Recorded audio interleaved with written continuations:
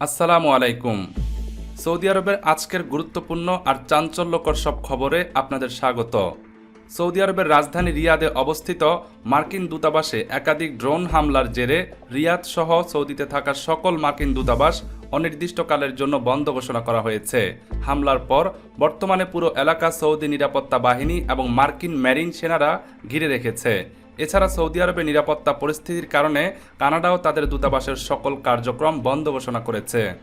এদিকে নিরাপত্তা হুমকির কারণে রিয়াদের কিং খালিদ আন্তর্জাতিক বিমানবন্দর এবং জেদ্দার কিং আব্দুল আজিজ আন্তর্জাতিক বিমানবন্দরে ফ্লাইট শিডিউলে পরিবর্তন আনা হয়েছে। অনেক আন্তর্জাতিক ফ্লাইট প্রতিবেশী দেশগুলোতে ঘুরিয়ে দেওয়া হচ্ছে অথবা বাতিল করা হচ্ছে। এয়ারপোর্ট কর্তৃপক্ষ যাত্রীদের বিমানবন্দরে আসার আগে অবশ্যই তাদের নিজ নিজ এয়ারলাইন্সের সাথে যোগাযোগ করার পরামর্শ দিয়েছে। বিশেষ করে সন্ধ্যা ও রাতের ফ্লাইটের ক্ষেত্রে বাড়তি তল্লাশি এবং নিরাপত্তায় কড়াকড়ি জোরদার করা হয়েছে। এছাড়া ওমরা যাত্রী এবং ছুটিতে থাকা সৌদি প্রবাসী কর্মীরা চরম ভোগান্তির শিকার হচ্ছেন। বিমানবন্দর কর্তৃপক্ষ জানিয়েছে, পরিস্থিতি কিছুটা স্বাভাবিক না হওয়া পর্যন্ত নিয়মিত কোনো ফ্লাইট পরিচালনা করা ঝুঁকিপূর্ণ হতে পারে। এদিকে সৌদি প্রতিরক্ষা মন্ত্রণালয় জানিয়েছে যে গত কয়েক ঘন্টায় রিয়াদ এবং সৌদি অঞ্চলের আকাশসীমায় অনুপ্রবেশকারী অন্তত 10টি ড্রোন এবং 3টি ব্যালিস্টিক ক্ষেপণাস্ত্র সফলভাবে ভূপাতিত করা হয়েছে। রাজকীয় সৌদি বিমান প্রতিরক্ষা বাহিনী প্যাট্রিয়ট মিসাইল সিস্টেম ব্যবহার করে এই হামলাগুলো নস্যাৎ করে দেয়। প্রতিরক্ষা মন্ত্রণালয়ের মুখপাত্র জানিয়েছেন, এই ড্রোনগুলো বেসামরিক স্থাপনা এবং ঘনবসতিপূর্ণ এলাকা লক্ষ্য করে পাঠানো হয়েছিল। বিস্ফোরণের বিকট শব্দে রাজধানী রিয়াদের বাসিন্দাদের মধ্যে আতঙ্ক ছড়িয়ে পড়ে।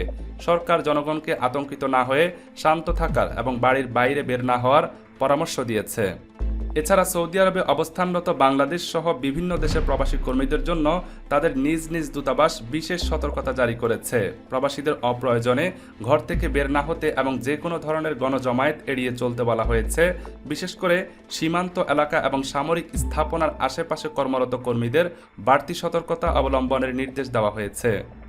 এদিকে আঞ্চলিক উত্তেজনার প্রভাবে বিশ্ববাজারে তেলের দাম নাটকীয়ভাবে বৃদ্ধি পেয়ে চলেছে। সৌদি আরবের তেল শোধনাগারে ড্রোন হামলার খবরের পর আন্তর্জাতিক বাজারে জ্বালানি তেলের দাম ব্যারেল প্রতি $100 ছাড়িয়ে গেছে। অপরদিকে মধ্যপ্রাচ্যে চলমান সংঘাতের প্রভাবের কারণে কাতার সাময়িকভাবে তরলীকৃত প্রাকৃতিক গ্যাস এলএনজি উৎপাদন স্থগিত করেছে। এর ফলে ইউরোপ জুড়ে গ্যাস বাজারে বড় ধরনের অস্থিরতা সৃষ্টি হয়েছে।